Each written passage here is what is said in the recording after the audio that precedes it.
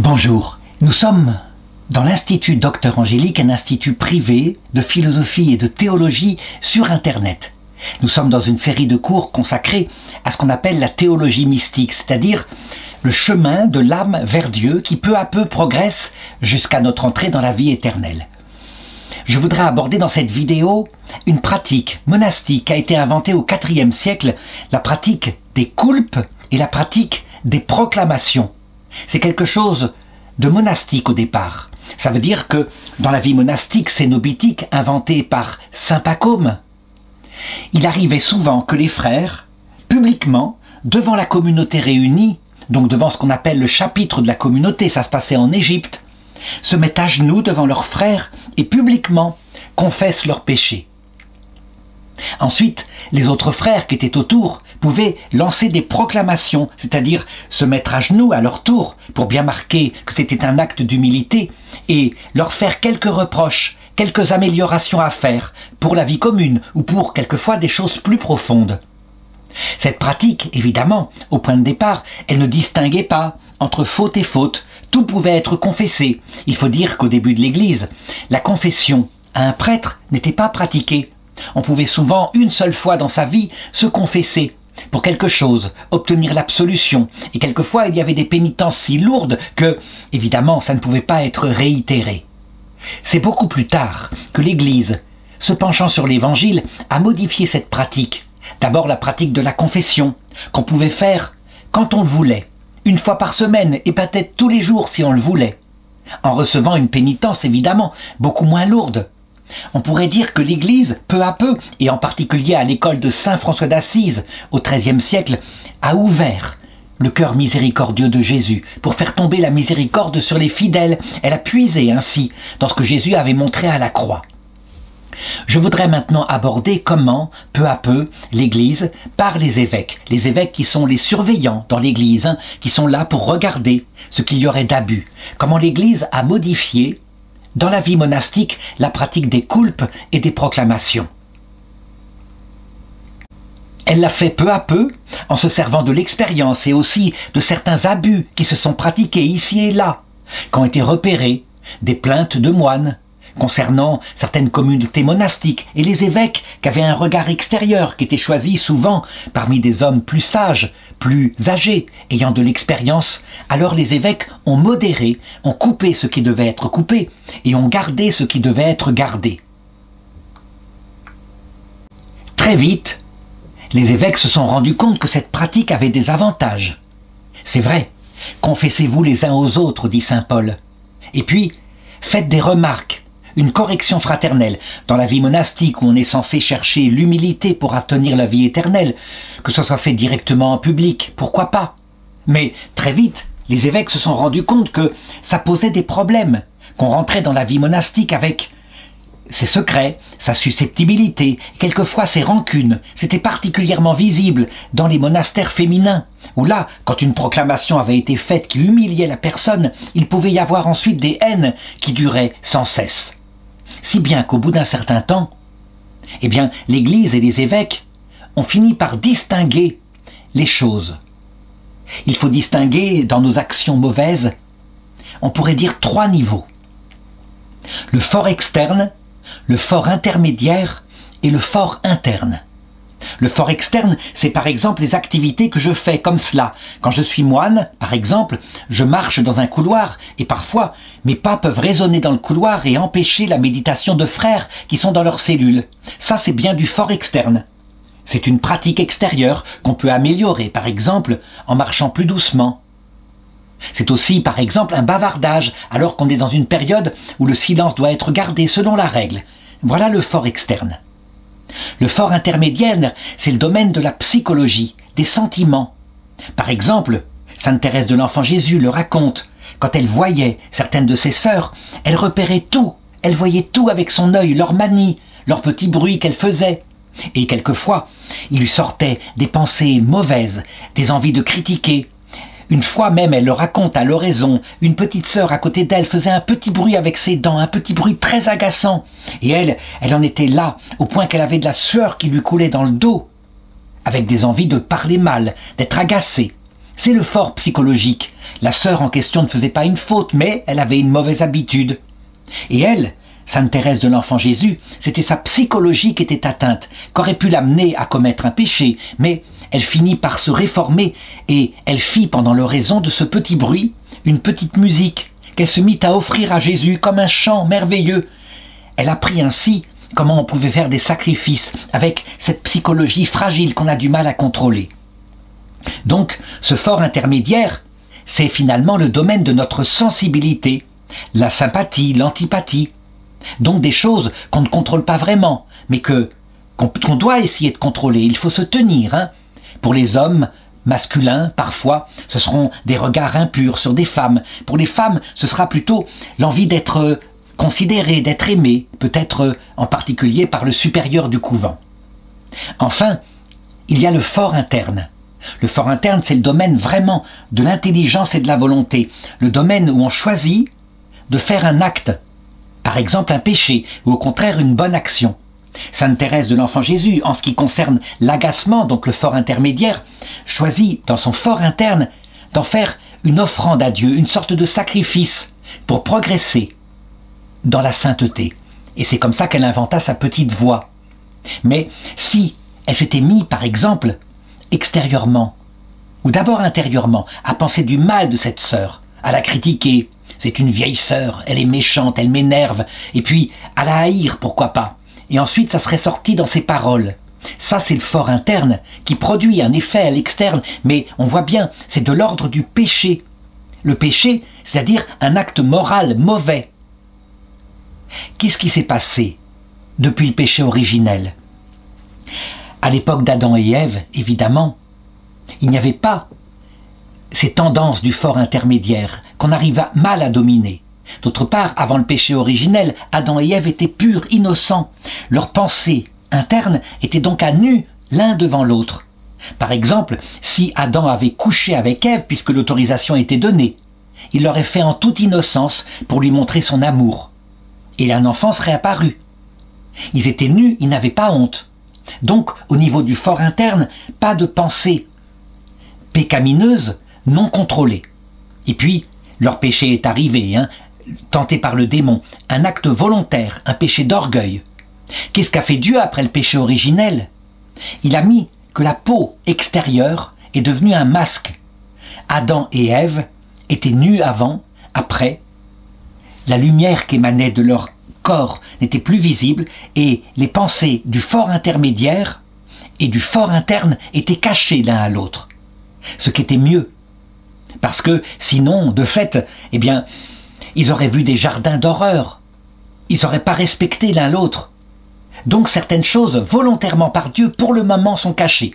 Ça ne veut pas dire que ça restera pour toujours. Nous savons qu'à l'heure de la mort, lors du retour du Christ, nous serons de nouveau à nu devant Dieu et devant notre prochain. Aucun de nos péchés ne sera caché. Il faudra donc s'entraîner durant la vie terrestre pour apprendre à confesser nos péchés de telle manière que nous ne soyons pas surpris lorsque nous serons ainsi dévoilés. Alors, en conséquence, si Dieu dans sa sagesse a mis une peau qui cache nos pensées, par exemple, personne ne voit qui je suis à l'intérieur. On peut s'imaginer, en regardant de l'extérieur, que je suis un homme très doux, très humble. Mais ce n'est pas vrai. Je suis différent. Je suis quelqu'un qui à l'intérieur a des secrets, mais ces secrets-là seront révélés un jour. Si Dieu a donc voulu cacher ce que je suis, c'est qu'il a des raisons. Et donc les évêques, face à ces coulpes qui au départ touchaient le péché, tout, y compris les péchés les plus intimes, par exemple, faire la coulpe en disant « j'ai eu des pensées pour des femmes dans le monastère, j'ai eu des pensées horribles et je suis allé même jusqu'à un péché solitaire ». Les évêques ont mis le haut là et ils ont distingué, ils ont dit « à partir de maintenant, dans les coulpes et dans les proclamations, vous ne pourrez même plus aborder le fort intermédiaire en disant par exemple à une sœur « tu m'agaces avec tes petits bruits ». Vous ne pourrez parler que du fort externe. Par exemple, tu fais un petit bruit avec ta dent et on l'entend un petit peu et ça me gêne, pourrais-tu faire attention à cela, sans en dire plus. Donc, dès que ça touche à ce qui est caché volontairement par Dieu, les agacements et le domaine psychologique ou les pensées mauvaises, les péchés, l'Église a décidé que ça ne serait plus donné dans les coulpes et dans les proclamations. Si fait que maintenant, l'habitude a été prise dans les communautés monastiques, les bénédictins et d'autres communautés, une fois par semaine, quand on fait les coulpes, eh bien, on entendra les frères qui se mettent à genoux, comme je vais le montrer, comme cela, et qui disent « L'autre jour, je suis allé à la cuisine, il y avait les plats qui étaient préparés, et j'ai pris, eh bien, un morceau de saucisson dans un plat, en douce, comme ça, et je me suis régalé. Voilà. » Et la proclamation, ensuite, l'autre frère se met à genoux et va pouvoir lui faire quelques reproches extérieurs de ce style. Du style, tu marches comme un éléphant dans les couloirs. En particulier quand tu rentres dans ta cellule à 11 h du soir, on t'entend. Est-ce que tu peux faire attention, marcher plus doucement, parce que tu réveilles tes frères? Voilà. Et ça s'arrête là. Tout le reste, le fort intermédiaire, donc les tentations psychologiques et le fort interne, c'est décidé par l'Église, réservé soit au directeur spirituel, soit au confesseur. Le confesseur qui, lui, donne un sacrement, qui est lié à un secret, et donc est arrivé bientôt un autre problème. Le problème, c'était celui-ci. Imaginons une communauté où le prêtre est le confesseur, et en même temps, il est le supérieur, donc qui met la discipline, qui par exemple va sanctionner un frère qui commet un péché, mettons, qui vole dans la pièce commune, là où est la procure. Il accumule des choses qu'il met dans sa cellule. Il y a donc un acte externe, mais en même temps, quelque chose du côté interne. Il est pris par une certaine avarice, il est en dehors de son vœu de pauvreté. Que faire? Comment être à la fois le supérieur, le confesseur qui a appris des choses en tant que représentant du Christ, et qui donc normalement ne les sait pas en tant qu'homme? Et pourtant il doit agir. Alors l'Église, dans son droit canon, avec l'expérience, a décidé à un moment donné d'agir. Et donc de mettre une règle précise, à savoir que dans les communautés, le confesseur ne doit pas être le même que le supérieur et ne doit pas être le même que le directeur de l'âme, le directeur spirituel qui la dirige vers la sainteté. Quelquefois, on admet que le confesseur puisse être le directeur spirituel parce que ça touche tout de même au même domaine, le conseil, le fort interne et le fort intermédiaire. Par contre, le confesseur et le directeur spirituel ne peuvent pas être le fort externe le supérieur au fort externe, celui qui va assigner les tâches, qui va sanctionner s'il le faut, qui va reprendre la discipline. C'est fondamental. Sinon, il arrivait des choses comme cela. Imaginons un frère, par exemple, qui sorte de son monastère discrètement la nuit pour coucher avec une femme. Et il s'en confesse. Il s'en confesse à son supérieur, qui est en même temps son directeur spirituel et son confesseur. Il y a une faute grave, quelque chose qui est gravement opposé à la vie monastique. Eh bien, le supérieur ne peut plus agir puisqu'il a appris ça par la confession. Il est tenu par le secret de confession qui n'a pas d'exception. C'est donc horrible et c'est problématique. Résultat, le droit canon est très net là-dessus. Alors maintenant, une petite remarque. Il peut y avoir des cas où l'Église passe outre ce droit canonique. C'est le cas par exemple de Saint Jean Bosco. Saint Jean Bosco, à la fin du XIXe siècle à Turin, crée une œuvre où il accueille des jeunes garçons qui sont dans la rue, qui sont souvent sans travail, et il crée des patronages avec des jeux, du football, mais aussi des conseils spirituels. Et très vite, il devient leur confesseur, il devient leur directeur spirituel, puis il fonde une communauté dont il devient le fondateur et le supérieur.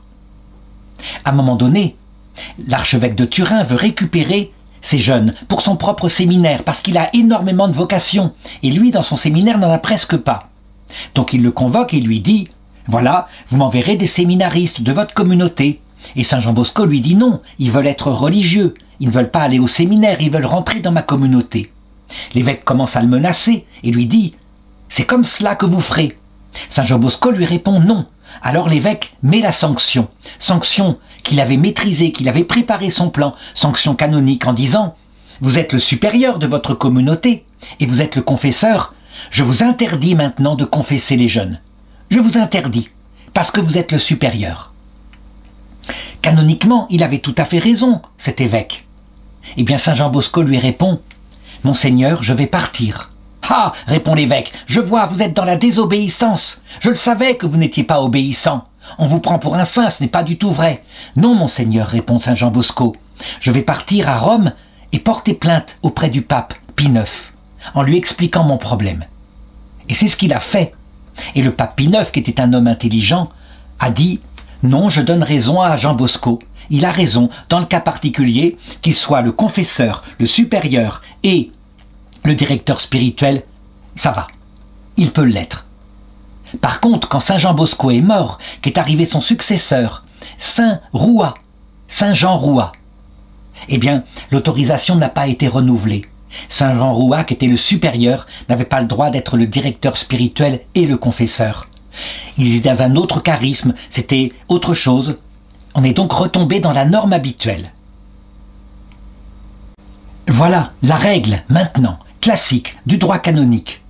Et donc, je voudrais l'appliquer pour des communautés nouvelles. Il y a des communautés nouvelles où les choses ne sont pas bien distinctes, où des initiatives sont prises en suivant Vatican II, qui donnent véritablement l'initiative aux laïcs. Il y a par exemple la communauté Saint-Jean, qui a fait ça avec un fondateur dominicain, qui était donc le supérieur, le confesseur et le père spirituel. Ça a posé des problèmes à un moment donné, justement, pour la raison que j'ai dite. Et donc, il y a eu par la suite en France un scandale parce qu'il n'agissait pas assez fermement contre ceux qui faisaient des abus, étant donné qu'il les avait appris, le supérieur, dans la confession.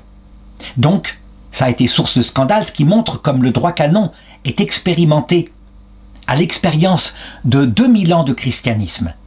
Il y a par exemple aussi le chemin néo-catéchuménal. C'est pareil, à savoir qu'il y a un berger d'une communauté qui va recueillir des gens qui sont dans le monde et qui va peu à peu les aider par une sorte de direction spirituelle pour qu'ils progressent ainsi, qu'ils progressent vers la sainteté.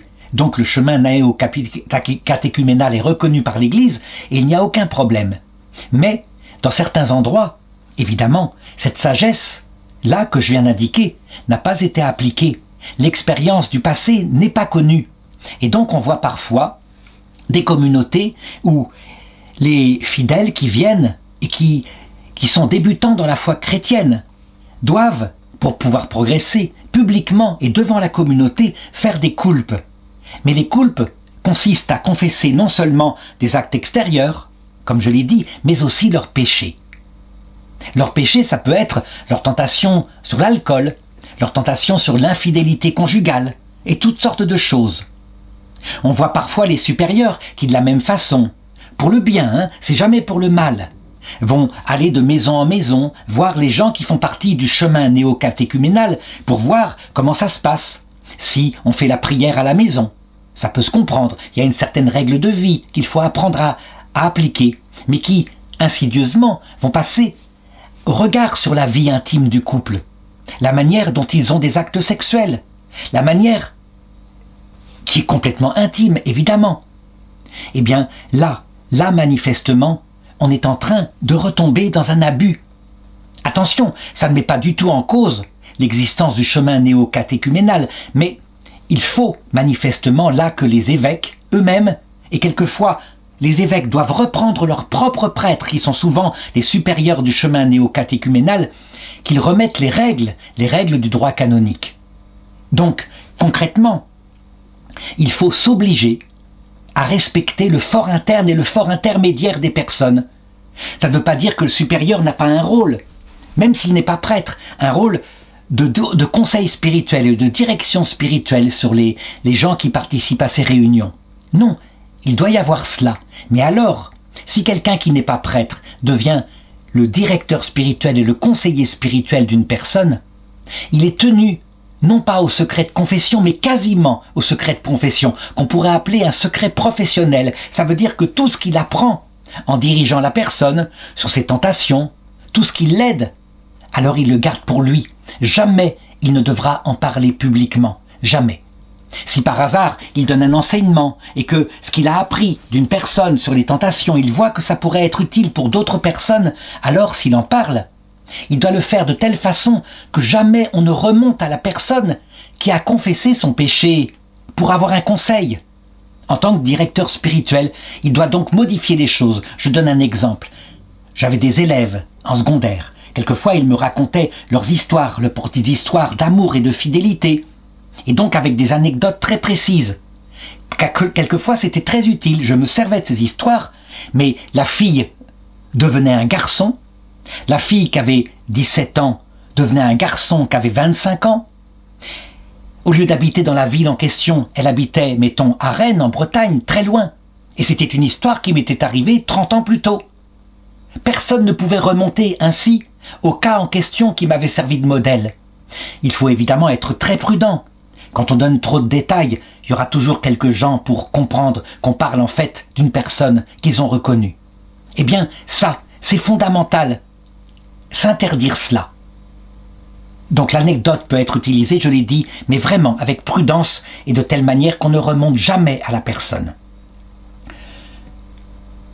Quand le supérieur de la communauté néocatéchuménale est un prêtre, alors lui, il est habitué, il y a le secret de confession. Il peut être aussi le directeur spirituel qui donne des conseils, je l'ai dit, mais là, pour le coup, avec sa formation sacerdotale, il sait qu'il ne doit parler de rien. Il ne fera même pas l'imprudence que je viens de dire dans l'enseignement. Les prêtres sont habitués à être totalement silencieux. C'est comme s'ils ne savaient rien. Et ça, pour nous, laïcs, quand nous ne sommes pas confesseurs, mais nous avons ce rôle de direction, nous devons apprendre à faire la même chose. Et donc, qu'est-ce qui doit rester dans les confessions entre guillemets publiques qui arrivent au début des réunions du chemin néocatéchuménal? Eh bien, il doit y avoir précisément l'enseignement suivant. Vous ne donnerez que des choses au fort externe, qui ne touchent pas au péché. Des choses qui sont superficielles. Par contre, si vous voulez qu'on aborde quelque chose qui est un péché en vous, mais qui pose un problème et vous voulez une réponse morale, alors vous devrez raconter l'histoire, si vous le voulez, en parlant de vous. Si vous avez suffisamment d'humilité et de vérité, pourquoi pas? Mais si vous ne voulez pas, en disant « j'ai un ami qui fait ceci, fait cela, que pensez-vous, comment l'aider ?» Voilà. Peut-être que certains se diront « il parle de lui-même », mais peu importe. Le fort interne doit être nécessairement gardé pour soi. J'irai même plus loin. Dans le couple lui-même, dans le mariage, l'Église l'a compris. C'est vrai. Un homme et une femme qui s'unissent, qui se marient, normalement, l'intention doit être pure et honnête. On veut le bonheur de son conjoint et de ses enfants. La réalité, c'est que il y a aussi en nous des pensées secrètes, mauvaises, au point que saint Thomas d'Aquin disait que l'acte sexuel est un remède à la concupiscence. Eh bien, il y a certains péchés qui ne doivent pas être racontés à son conjoint, mais au prêtre, confessés au prêtre. Et on sort de ce péché par la confession et on essaye de réformer sa vie par les conseils spirituels du prêtre. Il y a des choses que ça ne sert à rien de les raconter, sauf exception, comme toujours. Il peut y avoir parfois un conjoint qui est tellement dans la compréhension, dans la miséricorde, qu'il sait tout, y compris le fort interne et les péchés secrets de son conjoint. Ça peut arriver, mais c'est pas le cas tout le temps.